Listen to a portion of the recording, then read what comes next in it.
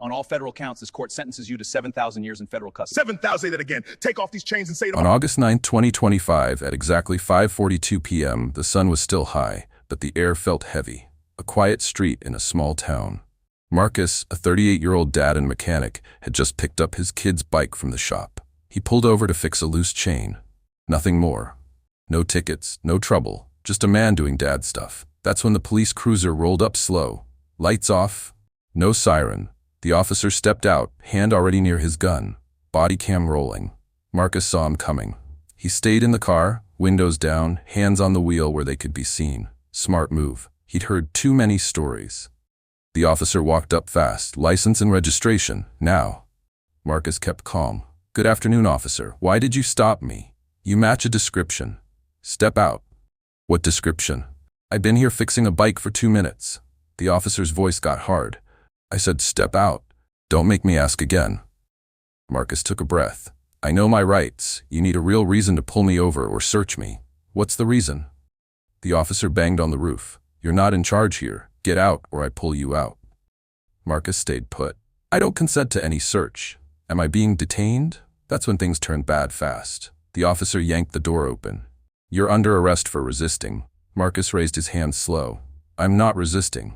My hands are up. But the officer grabbed his arm hard, twisted it back. Marcus winced but didn't fight. Another officer ran up, back up. They slammed him against the car hood, knee in his back, face pushed down. Cuffs clicked tight, too tight. The body cam caught it all. Marcus saying over and over, I can't breathe easy, please loosen them. The first officer ignored him. Stop moving. They searched the car anyway. Found nothing. No gun, no drugs, just a kid's bike in a tool bag. They hauled Marcus to the station, booked him for resisting an officer and obstructing justice. His wife got the call at 6:15 p.m. She rushed down with their 10-year-old son crying in the back seat. Inside the station, Marcus asked for a lawyer. They left him in a holding cell for hours. Bruises on his wrists and face. His shoulder hurt bad from the twist. Next morning, the video from the body cam leaked online. Someone in the department sent it to a friend. It spread fast. Hundreds of thousands of views in one day. People saw a calm dad get slammed for fixing a bike. Comments exploded. This is wrong. Why always the same story? The police chief tried to say it was procedure. But the video showed no real reason for the stop.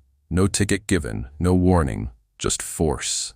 Lawyers stepped in quick. They filed a suit against the town, said it was a bad stop, excessive force, and civil rights violation. The town didn't want a long trial. They settled fast, 6 months later. Marcus got money to cover medical bills and pain. The officers got retrained. One got suspended. Marcus used part of the money to start a small class at his church. He teaches folks their rights during stops. Keep hands visible. Stay calm. Ask if you're free to go. Record if safe.